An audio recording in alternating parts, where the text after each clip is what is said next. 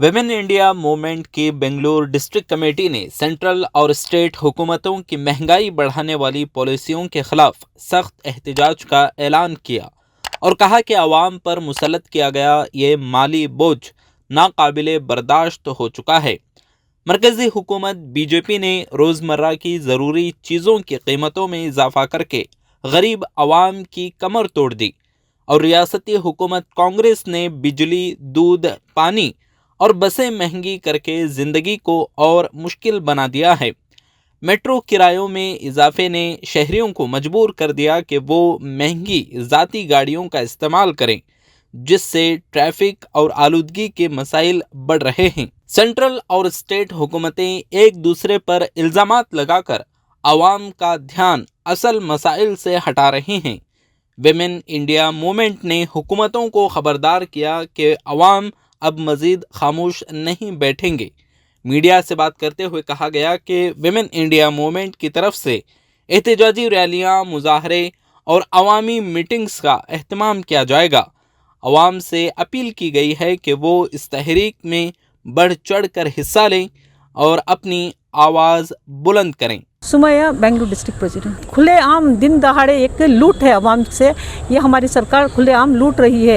एक तरफ हमारी सरकार अच्छे दिन का वादा दिखाती है सेंट्रल गवर्नमेंट बीजेपी, दूसरी तरफ हमारी रियासती सरकार जो कांग्रेस है, उन्होंने हमारे लिए गारंटी स्कीमों के ज़रिए हमारे वोटों की इक़्तिदार लेकर आज इक़्तिदार में आए हैं, मगर फिर भी क्या है, आज हमें फुल्ली डैमेज करते रहे हैं।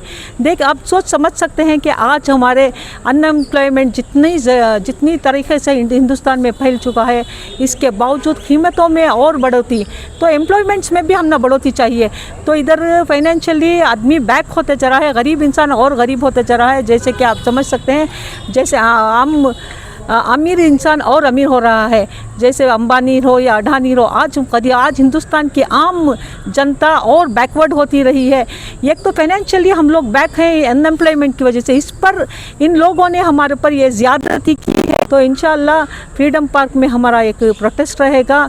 सिर्फ औरतों का नहीं है, ये तमाम लोगों का मसला है, तमाम फैमिलीज़ का। हम लोग दावत देते हैं हर एक को, हर NGO को, हर आम इंसान को, मर्द हो या औरत, के इस लड़ाई में हमारा साथ दें और इन कीमतों को जितना हो सके हम कम कर सकें और डिमांड कर सकें हमारे सरकार को कि इसके टैक्सेस और कम करें और कीमतें दूध के हो या ऑयल के हो या फिर बस फेयर के कम करें। एक तरफ औरतों को फ्री टिकट्स दे के इन्होंने एक क्या बोलते हैं डबल गेम का काम किया है। हमारी कांग्रेस सरकार ने औरतों को फ्री टिकट बनाकर मर्दों से डबल फेयर वसूल कर रहे हैं। तो हम लोग इनके खिलाफ आवाज़ उठाते हैं। जब सरकार आ रही है हमें गारंटी स्कीमों की देकर आ रही है, तो वो गारंटी को बरकरार करें, हमने फ्री करके हमारे मर्दों से डबल फेयर लेने की कोशिश ना करें। आज यहाँ पर हम लोग जो है बेंगलुरु प्रेस क्लब में ही आज यहाँ पर वुमेन इंडिया मूवमेंट की जानिब से एक प्रेस कॉन्फ्रेंस रिलीज़ किया गया है। ये प्रेस कॉन्फ्रेंस जो है जो हमारे रोज़मर्रा की ज़िंदगी में यूज़ होने वाली, इस्तेमाल करने वाली चीज़ों के ऊपर जो दाम बढ़ा दी गई है